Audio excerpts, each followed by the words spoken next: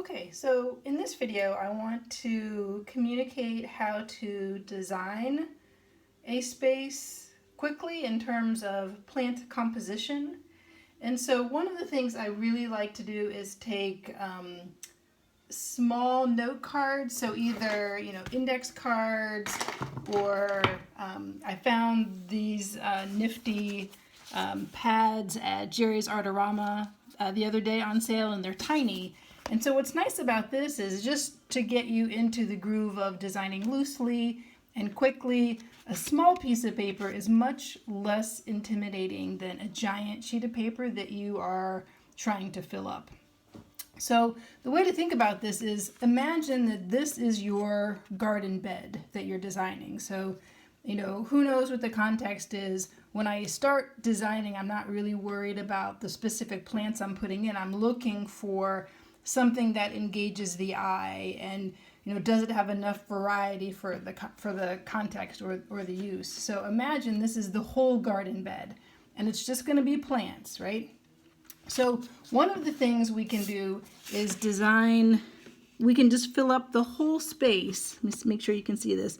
We can fill up the whole space with this symbol could either represent a mass of perennials mixed or a mass of single species of a perennial, or it could also be ground cover. So let's just say this is ground cover, right? So I filled up the entire bed. That's a simple symbol. If I wanted to, I could come in and get a little fancier and do some shading and just continue my caffeinated squiggle on the darkest side, right? So I always imagine the light is coming from the top left corner and coming this way. So that means any shading you do is going to be on the opposite side of your symbol. So, and this is, it's not necessary, but it really does help to punch up the graphics quite a bit.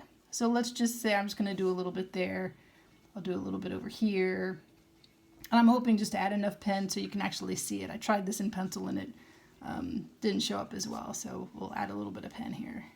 All right, so this is just a massive ground cover that fills up the whole space.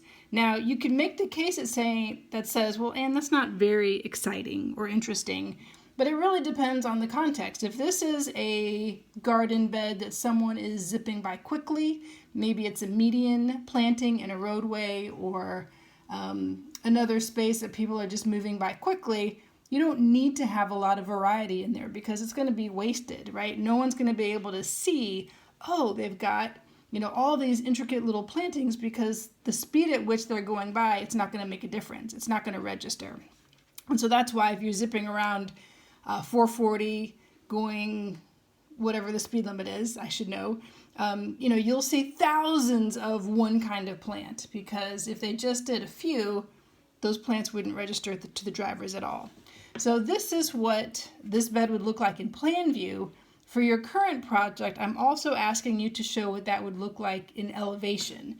And so an elevation view is just looking at this garden space from the side, right? If you could just pop it up, and then what's weird about this, it's popping it up and you're looking at it exactly head on. So it's not going to be a perspective. You're not going to see really to the back of the bed. It's just, you're going to show what's in the front and maybe a little bit of stuff in the back if things get taller. And I'll talk about that in a second.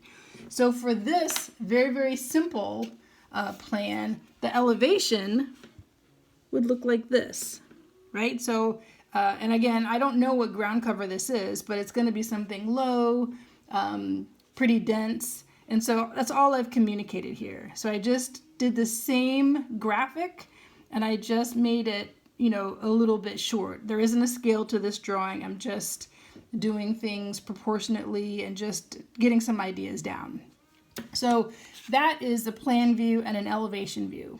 So now let's just say, all right, well, that's all well and good, Anne, but let's punch up the interest a little bit. So now you could say, well, what if I don't want it to be all ground cover?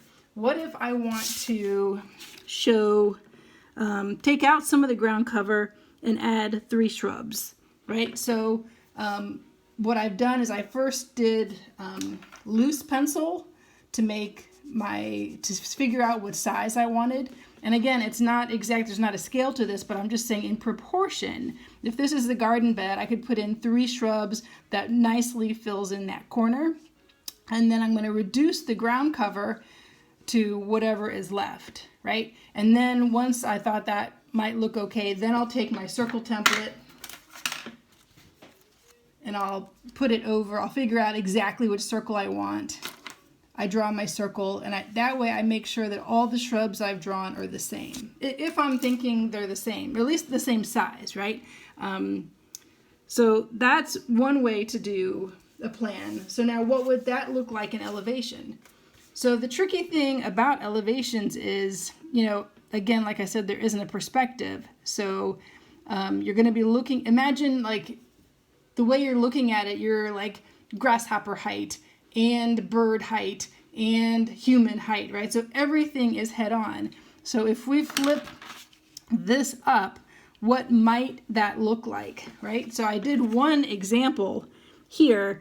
And so even though there's 3 shrubs in the plan, if we're looking at it exactly head on, the front one covers up the one behind it, right?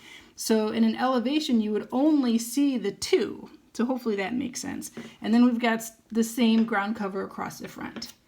Now, another option is, well, what if they're not 3 of the same thing? They're, maybe we've got 2, maybe these are the same, and then we're going to make this an ornamental grass just for a separate texture. So the width would be the same, but maybe it's a taller plant.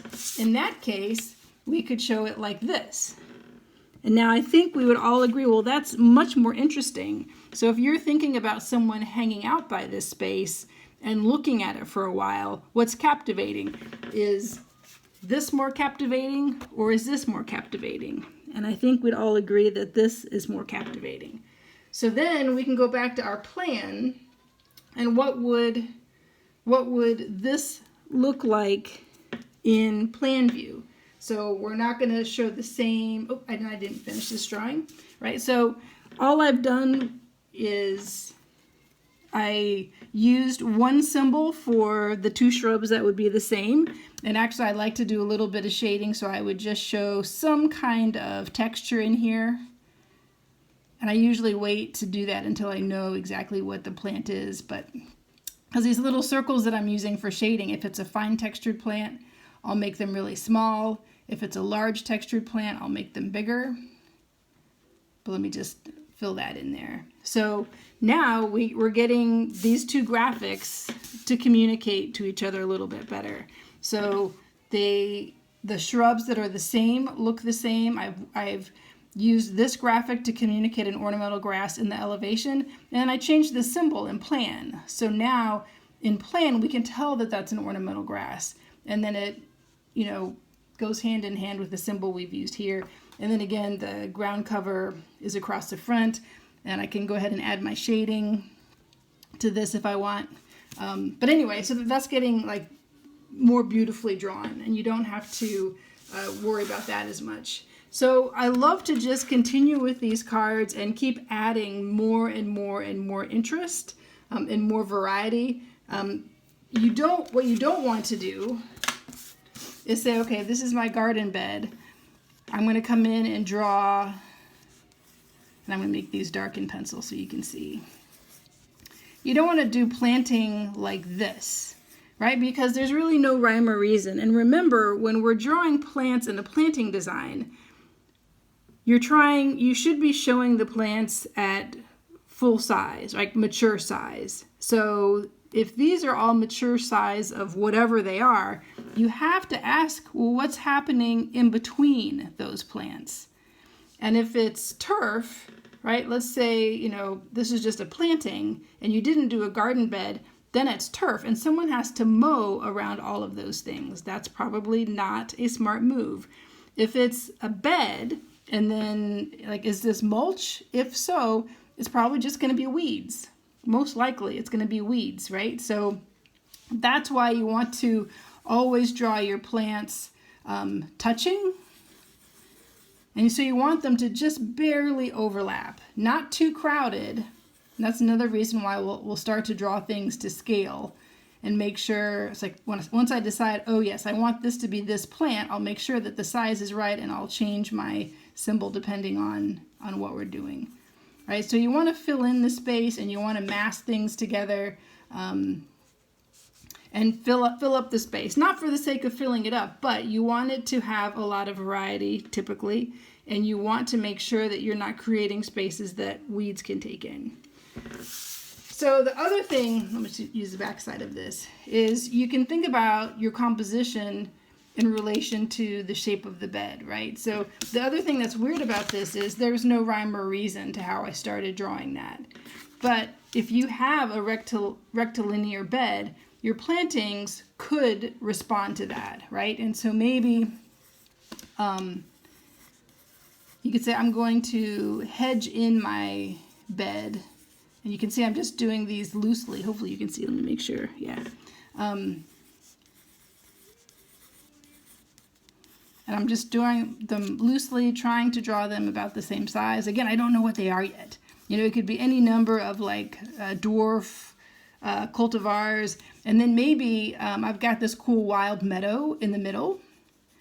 But it's that nice, clean, tidy edge that makes this look palatable to other people. So we could say this is a meadow, or just like a mixed perennial planting, and then maybe this is an informal evergreen hedge around it, right? So that planting responds to the shape of the bed, right?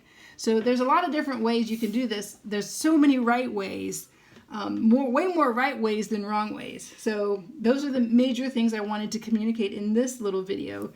I'll be uploading some other videos about planting plan graphics shortly. So until next time.